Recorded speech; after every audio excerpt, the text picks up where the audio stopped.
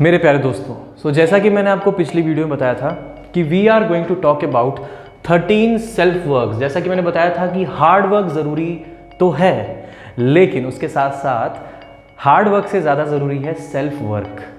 क्योंकि देखिए, हर चीज़ में सक्सेसफुल होना कोई ज़रूरी नहीं है, लेकिन एक लाइफ किसी भी सक्सेसफुल इंसान हम किसी को तभी बोल पाते हैं जब वो अपनी लाइफ से खुश हो। Being happy is the ultimate thing and do not harm anybody. तो ऐसे में कुछ 13 पॉइंट मैं आपके सामने लेकर के आया हूँ जो कि फॉलो करना बहुत आसान है।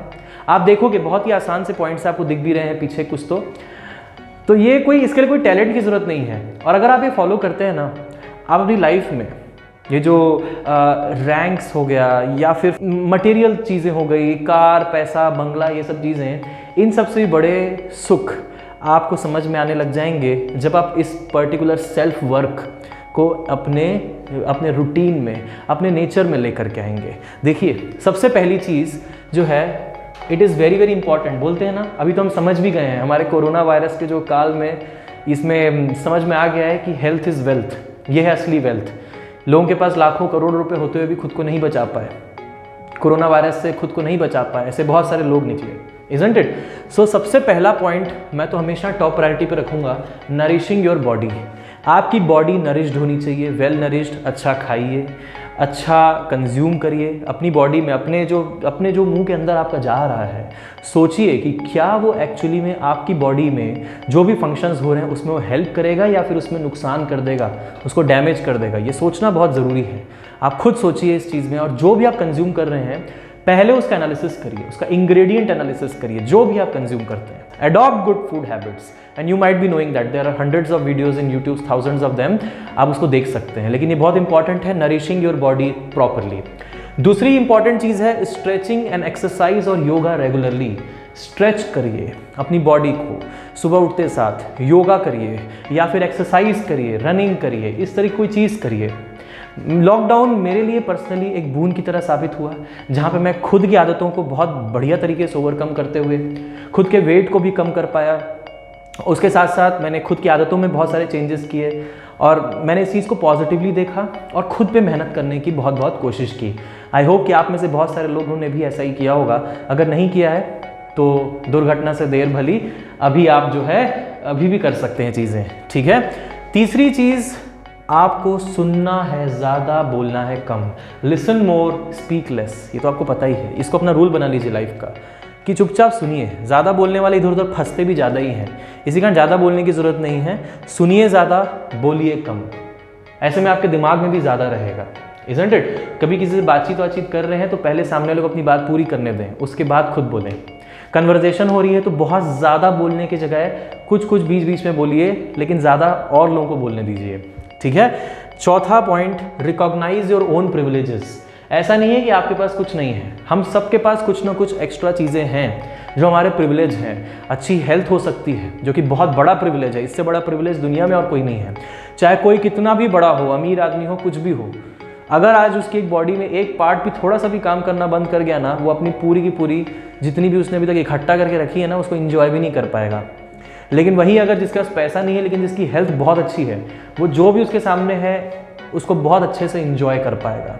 तो रिकॉग्नाइज योर ओन प्रिविलेजेस। क्या चीज़ है आपके पास? आपके पास आपकी मेंटल हेल्थ बहुत अच्छी है, फिजिकल हेल्थ बहुत अच्छी है, आपके परिवार वाले बहुत अच्छे हैं। रिकॉग्नाइज करिए उन प्रिविलेजेस को और यूज़ करना सीखिए अपने प्रिविलेजेस को, ठीक है? पांचवा point, learning for the sake of learning. पढ़ाई करिए, बिल्कुल करिए, ये मैं हमेशा कहता हूँ। अच्छे से पढ़ो, जम के पढ़ो, बहुत अच्छे से करो, अपनी मेहनत करो, लेकिन लर्न करो for the sake of learning. हम जब पढ़ते हैं तो हमारे दिमाग में चीज़ें आती हैं। जैसे फॉर एग्जाम्पल, हम कुछ भी पढ़ते हैं, जैसा कि मैंने पिछली बार आपको ये वीडियो में बताया था, एसेंशियल इंग्लिश की किताब है ना। तो मान लीजिए मैं इसको पढ़ने के लिए बैठा हूँ, तो मेरा पर्सनल एजेंडा क्या है? मैं आज की डेट में इंग्लिश पढ़ के क्या करूँगा या फिर इस बुक को पढ़ के क्या करूँगा? लेकिन मैंने पूरी बुक पढ़ ली। It was not because of any outcome कि मुझे इससे कुछ एग्जाम क्लियर करना है। देखो बुक की हालत देखो, पूरी बुक की हालत देखो, पूरी पढ़ रखी है बुक।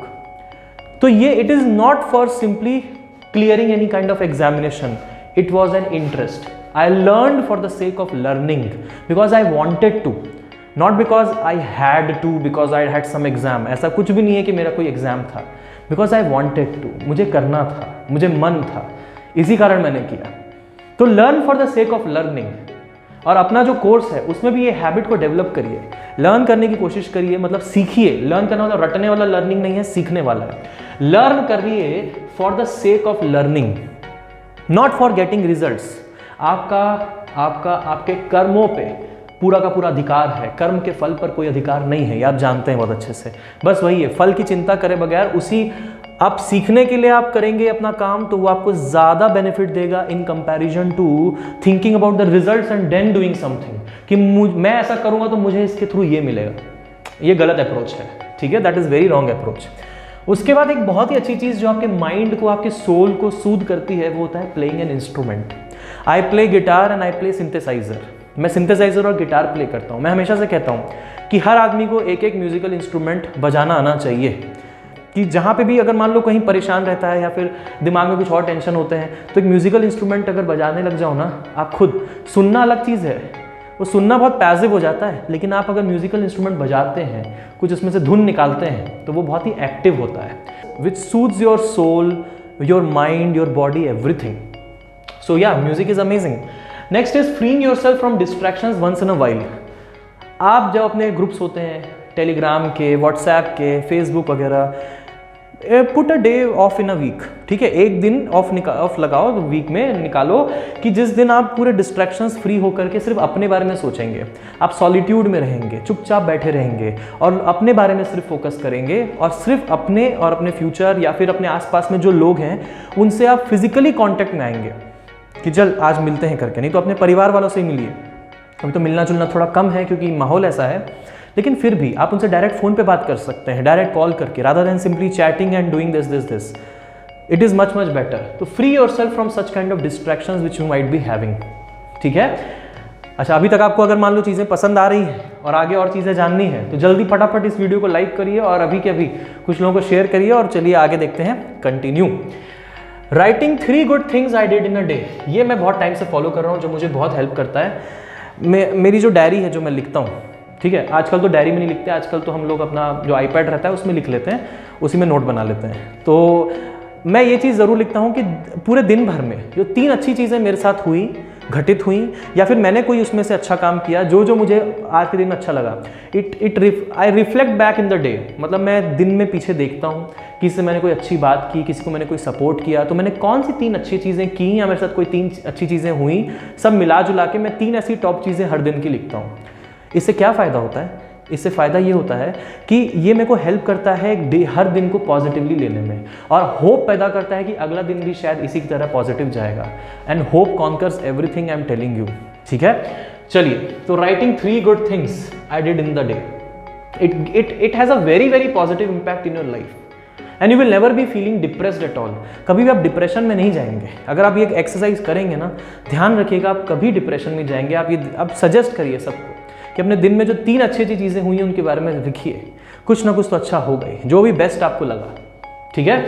उसके बाद अगर आपने घर पे मान लो कुछ अच्छा नहीं हुआ, घर पे बात ही हो गई फ़ोन में, वही सबसे अच्छी चीज़ थी, तो एटलीस्ट राइट डाउन दैट कि I talk with my mother, बस मैंने अपनी मम्मी से बात किया, वही मेरे लिए आज के दिन का सबसे बेस्ट था, ठीक है। इसके बाद being watchful of media I consume. Personally मैं जो मीडिया कंज्यूम करता हूँ, चाहे वो न्यूज़ चैनल्स हों या फिर वो OTT प्लेटफॉर्म्स पर स्ट्रीमिंग सर्विसेज जितनी भी हैं, Netflix, Amazon prime video, Hotstar, जो भी है, वो सारे के सारे में जो भी मैं देखता हूँ, आई एम वेरी मच अलर्ट कि मैं क्या देख रहा हूँ, what I am seeing, not because of the reviews कि उसकी चीज़ के रिव्यू बहुत अच्छे हैं।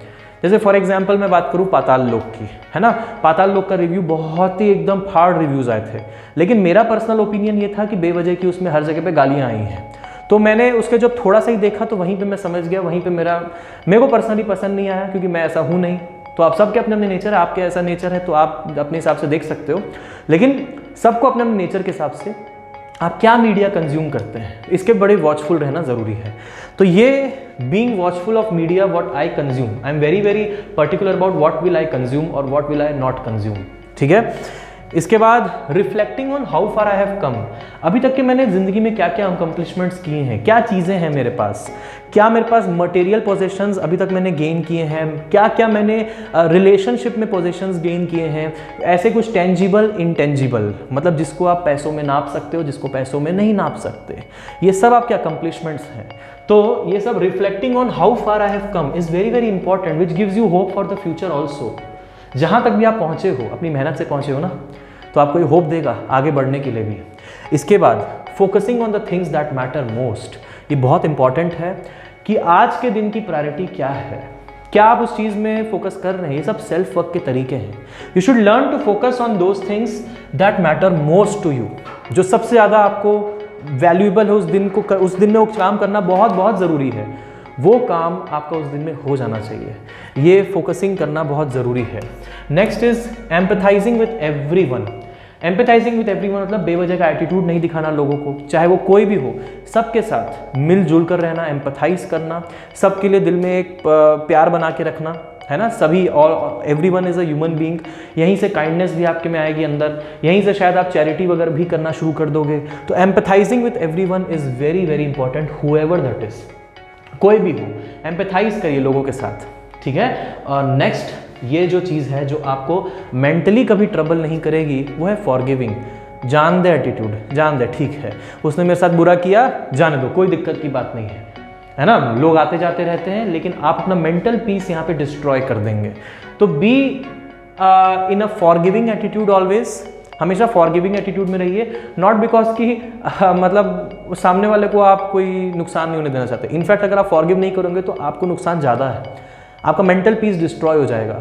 तो have this attitude and make these 13 और maybe if you want to add something, write down in the comment below, नीचे कमेंट में लिखिए अगर आप और भी कुछ सोचते हैं इनके अलावा, क्योंकि ये 13 ऐसे प्रिंसिपल्स हैं जो मेरी लाइफ में हैं, जो मैं हमेशा फॉलो करता हूँ। और ये ऐसे 13 प्रिंसिपल्स है जो कोई टैलेंट वैलेंट की ज़रूरत है क्या इसको फॉलो करने के लिए, नहीं ना। लेकिन अगर ये 13 के 13 अगर कोई फॉलो कर ले तो लाइफ ईजी हो जाएगी कि नहीं, लाइफ कितनी सिंपल हो जाएगी, है ना। Simple life is always a great life, isn't it.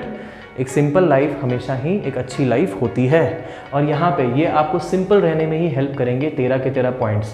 अगर आप लिखना चाहें तो आप पीछे जा कर के सारे पॉइंट्स को लिख लें। डिस्क्रिप्शन में मैं 13 के 13 पॉइंट्स पूरे के पूरे लिख दूंगा, आप वहाँ से भी लिख सकते हैं। इनमें अगर आप कुछ ऐड करना चाहेंगे तो मैं बहुत ज़्यादा अप्रिशिएट करूँगा आपको। अगर आप कुछ ऐड करना चाहेंगे तो नीचे कमेंट में बताइए और इस वीडियो को ज़्यादा से ज़्यादा लोगों तक शेयर करिए। इसी तरीके से सिविल बींग्स में मैं आपके लिए बहुत सारी अच्छी ढेरों अच्छी वीडियोस लाऊंगा। और साथ ही साथ हमारा एक ऐप है स्टडी टू विन, जिसमें कि हमारे करियर रिलेटेड स्किल्स आने वाले हैं, जो वीडियोस आने वाली हैं करियर स्किल्स से रिलेटेड पूरा एक कोर्स है। न्यूरोप्लास्टिसिटी का कोर्स हमारा लॉन्च हो चुका है, वो भी बस अब अप टू कंप्लीशन है।